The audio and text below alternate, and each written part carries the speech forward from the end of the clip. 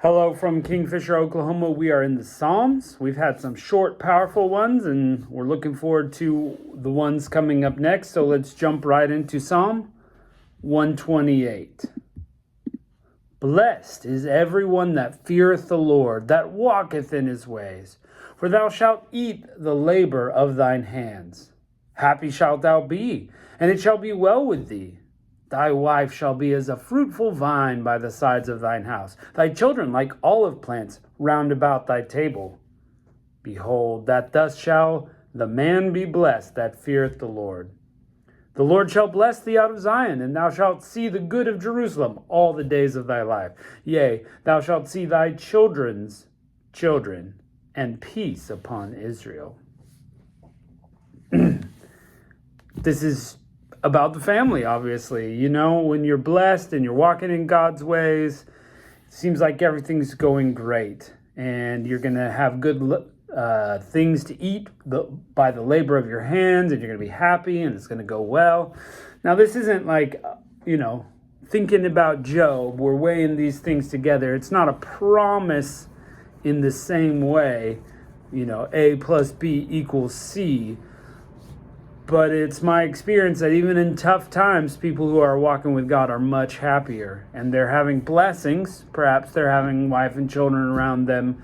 Perhaps, things are going well at work and they're eating the labor of their hands. And so it's kind of like a reminder of why we follow God. God sets up his plan and his promises to be something that we follow and we get the blessing of. We certainly miss a lot of the baggage. God's commands are moral and beneficial. So they are correct, and then when we follow them, they benefit us. Being drunk is a sin.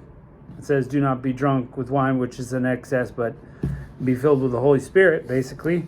And we know the consequences of being drunk. We can think of a dozen just off the top of our heads. And so all of God's commands are that way. They have benefits. So one who follows his ways reaps all of those benefits. And I kind of like that. And of course, it's the picture as you get older of your children being a blessing to you, your wife being a blessing, and seeing your grandchildren and peace surrounding you. So that's kind of a psalm to hold on to as you age, as you see God work in your life. So great psalm. Love it. Great job, psalmist. And that's the kind of psalm that we like looking for, that we like keeping in our mind. So, yeah, that one was a good one. Let's keep on going. Psalm 129. Many a time they have afflicted me from my youth. May Israel now say, many a time they have afflicted me from my youth. Yet they have not prevailed against me. The plowers plowed upon my back, and they made long their furrows. The Lord is righteous. He hath cut asunder the cords of the wicked. Let them all be confounded and turn back that hate Zion. Let them be as grass on the housetops, which withereth afore it groweth up, wherewith the mower filleth not his hand, nor he bindeth sheaves in his bosom. Neither do they which go by say, the blessing of the Lord be upon you. We bless you in the name of the Lord. So this is kind of talking about enemies a little bit, kind of talking about those who want to see bad things for you. And yeah. So he's saying, look, they are so bad, I could feel it in my back. They just like knifing in the back, but with a plow, they're plowing over me. But the Lord is going to confound them. He's going to spoil their plans. They're going to be like grass that's supposed to grow up but doesn't. They're not going to get the blessings of the Lord. So they're calling out for God to notice. Lord, you're righteous.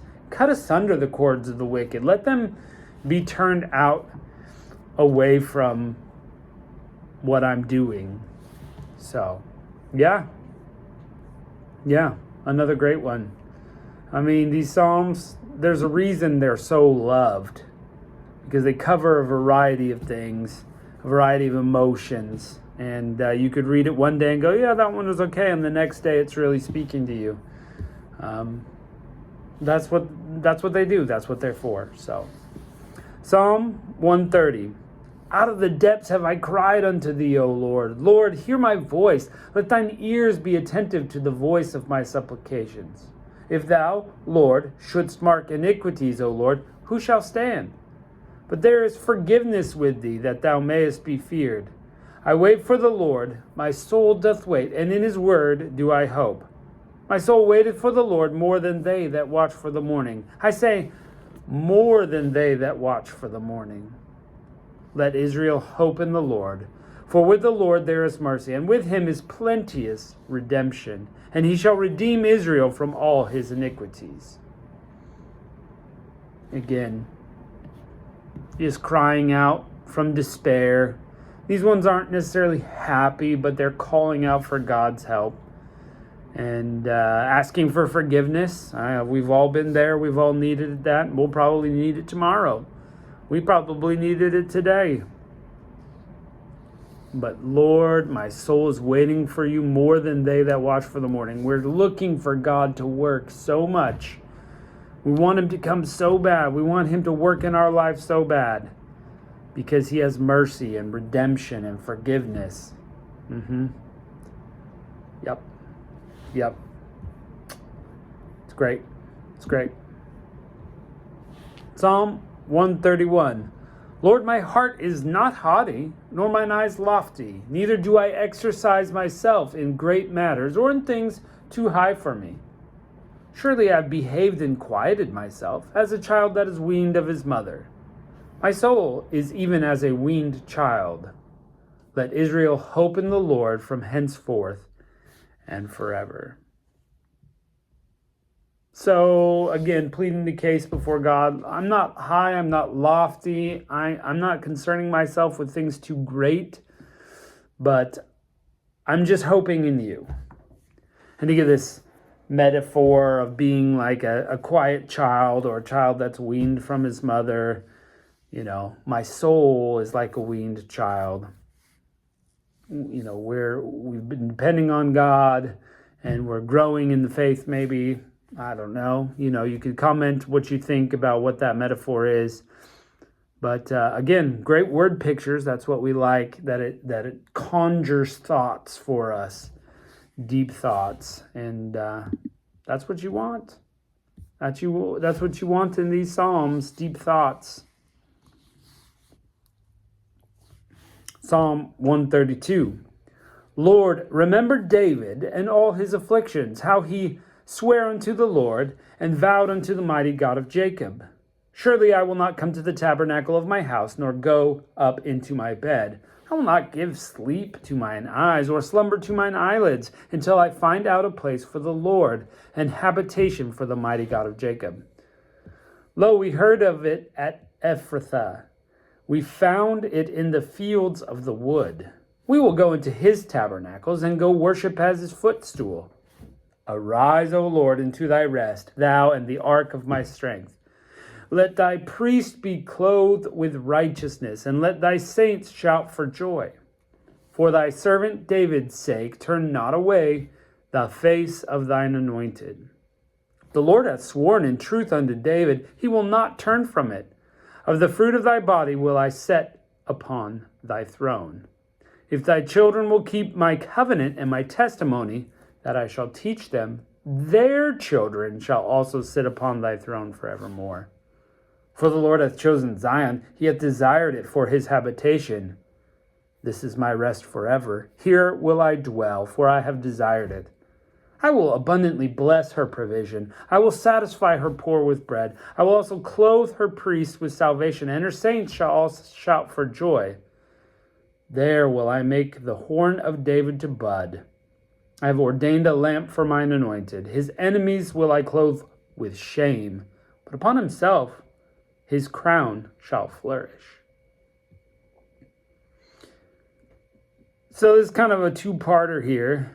The first part on just kind of remembrance of things that happened maybe talking about David and his throne a little bit, and trying to, call to mind for the people the things of God, and reminding what God did in David's life. He was out there in the woods, but he was still seeking God. God promised him things. But then later, it just kind of speaking like almost from God's perspective, I think. This is my rest. Here I will dwell. I have desired it. I will abundantly bless her. I will satisfy her poor with bread. So kind of like the Lord chose Zion, and this is what he says about it. So interesting little turn there. We're looking from God's perspective of what he's going to do, put David on the throne, clothe the enemies with shame, but David's crown will flourish. And to be fair, with Jesus as king, it always will. It always will. So interesting, kind of a turn in the middle. A very famous line, I will not give sleep to mine eyes, nor slumber to my... I'm going to go do it. Here I go. I'm not going to rest. So, yeah, interesting. Psalm 131 that we had read before, that was David. This one we don't know, but David mentioned there. And so anyway, great set of Psalms. Enjoy the poetry and just kind of get into the rhythm of how they're going. So enjoying that. Thanks for joining us today, and look forward to seeing you the next time. So we'll catch you later.